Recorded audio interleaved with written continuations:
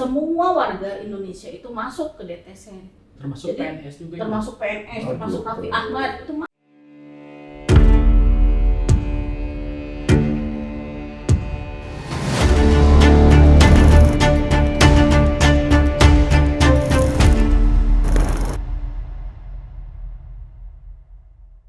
Assalamualaikum warahmatullahi wabarakatuh. Waalaikumsalam warahmatullahi wabarakatuh. Sampurasun. Kampes. Oke, kita kembali lagi di episode keempat acara Kamonesan, Kamis obrolan seru dan santai. Oke, pada saat yang berbahagia ini saya telah ditemani oleh co-host Kang Dian Hardiana, dan juga ada narasumber dari Dinas Sosial Kota Cimahi, yaitu Bapak Supijan Malik, Kabid Rehabilitasi dan Pemberdayaan Sosial, dan kemudian juga Bu Ratri Susanti, Kasih Pengolahan dan Analisa Data. Assalamualaikum Bapak Ibu, sehat semuanya? Waalaikumsalam, alhamdulillah sehat. Ya. Oke, wargi Kamonesan, Kang Dian ya. Karena kita sekarang kedatangan tamu dari Dinas Sosial, berarti akan kita bahas ini tentang menyangkut bantuan-bantuan mungkin ya, perbansosan. Dan biasanya sih Dinas Sosial itu OPD atau dinas yang banyak pahalanya mungkin kajiannya, karena berhubungan dengan kesosialan. Oke, kita langsung saja kepada Pak Kabid atau Bu Kasih. Ini ada pertanyaan yang mungkin karena sekarang itu banyak sekali singkatan-singkatan ya. Masyarakat juga pasti belum tahu nih apa ini gitu kan, seperti kemarin dari Disduk ada IKD, ada segala elektronik. Nah, sekarang di Dinsos juga ini ada satu singkatan yang mungkin publik atau masyarakat baru tahu ya, yaitu DTSEN. Apa itu Pak atau Bu? Mangga mungkin Pak Kabid dulu yang bisa menjelaskan. Terima kasih Pak Yep. Jadi selama ini kita dipenuhi dengan istilah-istilah asing di dalam masyarakat itu. Termasuk di Dinas Sosial itu ada istilah DTSN, DTSN. Dulu itu DTKS. Sekarang berubah jadi DTSN, DTSN, Data Tunggal Sosial Ekonomi Nasional. Nah itu DTSEN itu adalah gabungan Pak Yep. Jadi gabungan antara tiga data. Dulu itu kita mengenal data P3KE, data Regsosek, dan data DTKS sendiri. Nah sekarang itu menjadi satu tunggal. Tunggal itu satu, setunggal satu gitu Pak Yep ya. Jadi semua data yang ada di situ dirangkum menjadi DTSEN, data Tunggal Sosial Ekonomi Nasional. Jadi itu mencakupkan, kalau yang saya dulu tahu tuh ada yang namanya PKH gitu Pak ya. Kemudian juga ada yang namanya kalau di sekolah itu PIP kayak gitu. Nah itu masuk ke sana nggak Pak, ke DTSN itu? Wajib masuk ke data itu. Jadi kalau tidak ada di situ berarti harus diusulkan dulu baru dapat bantuan PKH, BPNT, jaminan kesehatan baru dapat di situ. Oh. Kalau ini kan berubah ya Bu ya Pak, terkait dengan istilahnya sumber data yang digunakan. Nah ini berdampak nggak dengan adanya perubahan mekanisme atau sumber data yang digunakan ini? Mungkin awalnya kan sosial itu memakai data DTKS yang Kemensos, nah sekarang dipakainya adalah DTSN ini. Nah, ini mungkin saya coba menjawab ya. Untuk DTSN itu kelebihannya memang sekarang udah mulai muncul desil. Kalau desil itu maksudnya adalah perankingan pembagian data menjadi 10 bagian. Nah, yang berhak menerima bantuan itu sebetulnya Pak di desil 1 sampai 5 sesuai dengan Kemensos tahun 2025 nomor 79 mengatur bahwa untuk penerima bantuan BPNT itu desilnya di desil 1 sampai 5. Sedangkan untuk bantuan PKH sendiri itu desilnya desil 1 sampai 4. Mungkin banyak yang nanya apa sih desil gitu ya, fungsinya apa? Desil itu hasil perhitungan Pak, data yang tadi disebutkan oleh Pak Kabid, data Reksosek, DTKS, P3K itu digabung semua, dihitung ulang, lalu di ranking, baru kita bagi yang mengelolanya di BPS langsung dari pusat. Jadi kalau misalnya nanya kenapa Dinsos memutuskan saya di C5, itu bukan dari Dinsos, karena itu perhitungannya satu nasional, satu Indonesia.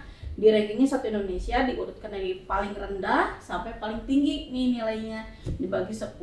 Nah diambillah data yang 50%, berarti kalau di C5 tuh 50% itu data sasaran untuk yang penerima bansos gitu.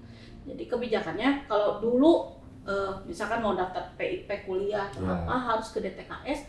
Kalau sekarang DTSN itu semua warga Indonesia itu masuk ke DTSN. Termasuk Jadi, PNS juga. termasuk PNS, termasuk Raffi Ahmad itu masuk ke DTSN. Kita bisa cek nicknya nih, kita tuh ada di desil berapa gitu sebetulnya Pak. Nah ini menarik ya Kang Dian ya. Biasanya di masyarakat itu mereka kenapa kok si Anu yang perhiasannya banyak, mobilnya banyak, kok dapat bansos gitu, sedangkan saya yang tidak punya pekerjaan kok tidak dapat. Nah, apa yang kriteria apa gitu Bu yang bisa jadi seperti itu gitu? Kalau kriteria perlu dipahami, mungkin kalau DTSN itu ya Pak ada 39 variabel yang ditanyakan. Gitu, ya. Iya, termasuk kondisi rumah, tempat tinggal, terus mulai dari lantai, atap, pekerjaan, kloset, ya, daya listrik. Oh itu juga jadi kriteria juga ya. Asetnya aset ada yang bergerak, motor, mobil itu juga dicek. Betul. Jadi mungkin itu errornya, misalkan ada dianggap tidak tepat sasaran, errornya mungkin bisa dari petugasnya, bisa dari masyarakatnya ketika ada survei oleh petugas, ada yang tidak menjawab dengan jujur misalkan. Jadi indikatornya bisa berubah, misalkan harusnya ditanya, Ibu punya perhiasan enggak gitu. Dia bilangnya tidak, tapi ternyata pakai gitu. Pas ngambil bansosnya ya, tua. Kan pas diwawancara mungkin beliau tidak menggunakan perhiasan. Tapi mungkin pas pengambilan bansosnya terlihat jadi lebih mewah gitu. Jadi sebetulnya diperlukan untuk memutakhirkan data itu diperlukan kejujuran dari masyarakatnya dan keahlian dari petugas survei. Kalau dari DTSN ini kan tadi disebutkan Ibu ya, sudah ditetapkan masyarakat se-Indonesia ini ada yang masuk desil 1, 2 sampai 10. Seumpamanya karena ini berkaitan dengan bantuan sosial, ada yang tidak layak dan ada yang sebetulnya harusnya mendapatkan tapi tidak mendapatkan karena itu tidak termasuk desil yang seharusnya. Apa ya, ada langkah gitu, maksudnya langkah apa yang bisa dilakukan oleh masyarakat atau dinas sosial untuk mengatasi itu? Kalau untuk perubahan nih, misalkan ada yang harusnya dapat atau harusnya tidak dapat itu, memang kita lagi menunggu mekanisme untuk tidak layakan, gitu yang tidak sesuai gitu ya. Tapi untuk merubah sendiri, misalkan saya ngerasanya adanya harusnya di desil bawah nih. Nah itu ada sebetulnya mekanisme kita pembaharuan data Pak, pembaharuan data di dinas sosial hanya saja untuk tahun ini memang karena DTSN itu baru netes ya Pak ya, pasti errornya juga masih lumayan tinggi. Pembaharuan dilaksanakan oleh pendamping PKH melalui ground checking, dicek lagi Pak satu-satu, didatengin lagi. Nah diharapkan kalau ketika ada ground checking, masyarakat itu memberikan informasi sejujur-jujurnya dan sebenar-benarnya gitu. Jadi nanti kesalahan pada data pun bisa diminimalisir, mungkin gitu. Jadi tambahkan sedikit, jadi proses bansos itu ada 3 komponen yang bisa mengusulkan bansos. Pertama, Kemensos bisa langsung ke BPS mengusulkan yang memerlukan bantuan sosial. Yang kedua, pemerintah daerah. Pemerintah daerah juga dibagi 2 nih. Ada admin kota dan admin desa, kelurahan. Semuanya bisa ditempuh. Misalnya karena kita punya SDM cukup kuat, kita pakai admin kota saja dengan mengadakan verbal langsung ke lokasi, nanti dicek sudah oke, ini miskin, langsung dimasukkan muskal. Yang kedua ini dari Pemda ini ada disebut usulan dari menggunakan admin kelurahan. Kita sudah menyiapkan admin kelurahan itu ada 15, setiap kelurahan itu ada. Nah itu juga bisa mengusulkan bansos untuk diajukan ke Muskal. Setelah Muskal selesai diverifikasi oleh Dinsos. Nah yang ketiga, masyarakat sendiri bisa mengusulkan bansos. Mandiri bisa. Mandiri Pak. bisa Iya. menggunakan aplikasi cek bansos di HP.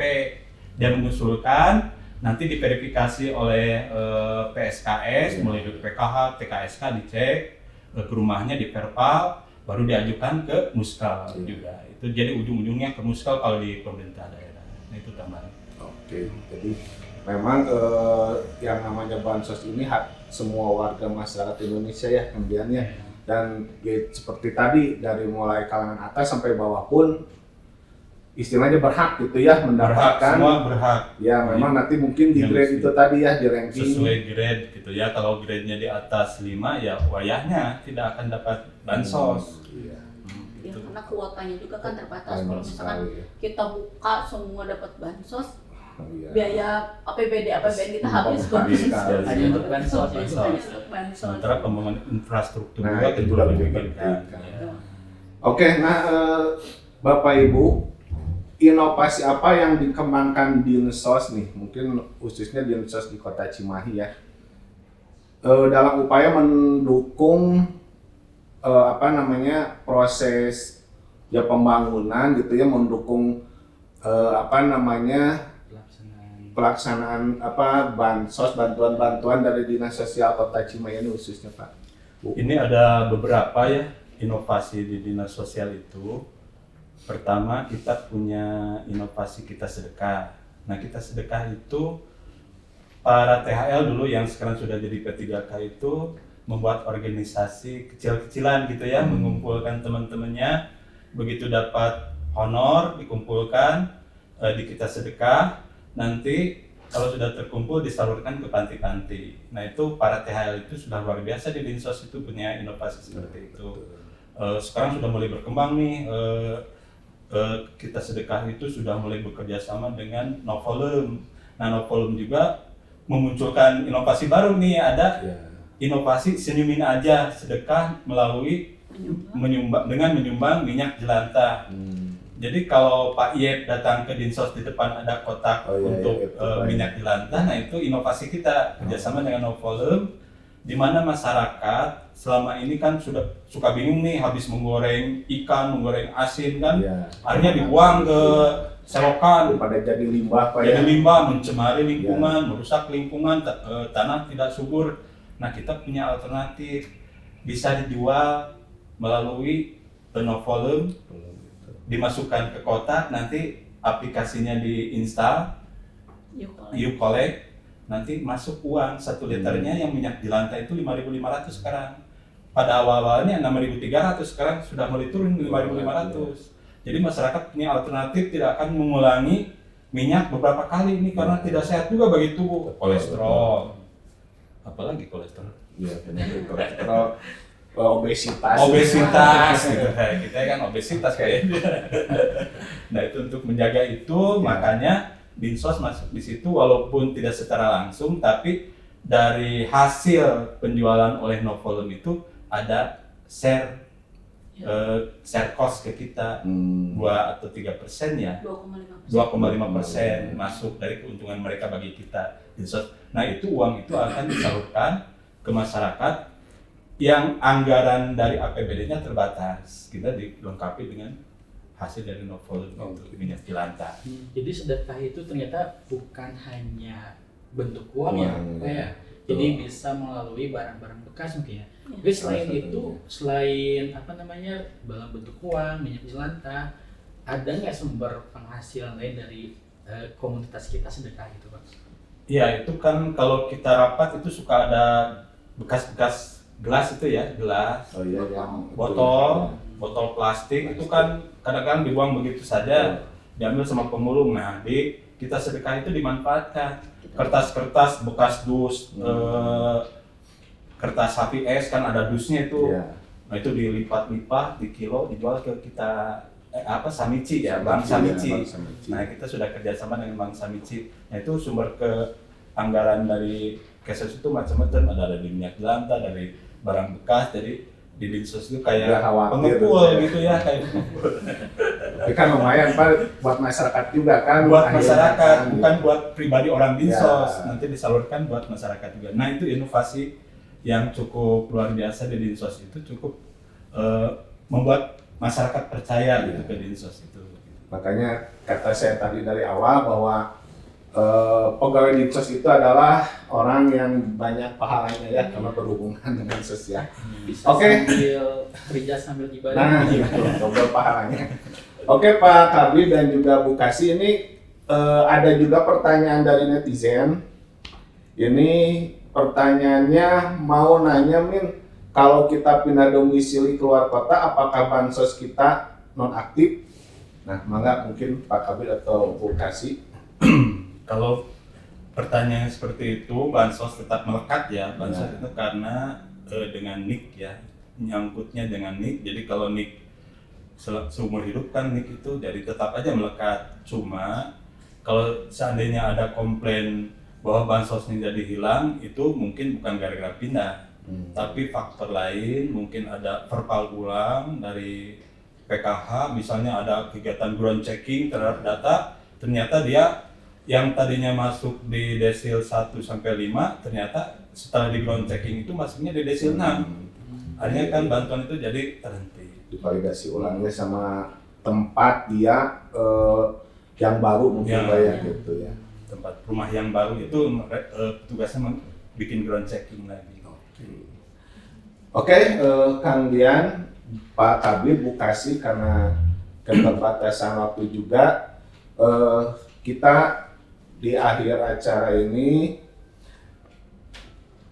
apa kira-kira yang ingin disampaikan dari Dinas Sosial Kota Cimahi melalui dengan adanya segala bantuan ini, yang mungkin dari Pak Kabir atau Bu Kasih ingin menyampaikan kepada masyarakat Kota Cimahi khususnya terkait dengan bantuan atau program yang ada di Dinas Sosial ini, Pak. Jadi bantuan sosial itu diperuntukkan bagi orang miskin. Seandainya saudara tidak miskin dan mendapat bantuan, ada dua hal yang perlu dipertanyakan. Pertama, harga diri. Yang kedua, saudara sudah dolim terhadap orang miskin. Terima kasih buat masyarakat Cimahi, tetap semangat. Baik. Ya, jadi mungkin kita bisa simpulkan dari kegiatan ini, penanganan kemiskinan ini sebetulnya bukan hanya bisa dilakukan oleh pemerintah ya, dan bukan hanya harus bersumber dari anggaran pemerintah, tapi bisa juga dari tadi barang-barang bekas yang mungkin sebetulnya tidak bisa digunakan lagi, tapi yang dilakukan oleh Dinas Sosial Kota Cimahi itu bisa bernilai rupiah dan bernilai sedekah. Baik, para wargi Kamonesan, demikian acara Kamonesan di episode ketiga pada hari ini. Terima kasih atas infonya, atas sumber-sumbernya kepada Pak Kabir dan juga Bu Kasih dan juga kepada Kang Dian. Kalau saya pada hari ini, itulah tentang bantuan sosial, dan mangga jika ada usulan pertanyaan bisa nanti ditanyakan di kolom komentar.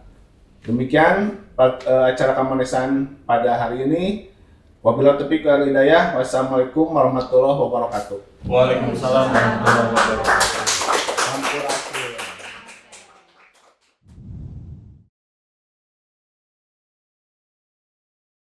Bansos hadir sebagai bentuk keadilan, bukan sekedar bantuan.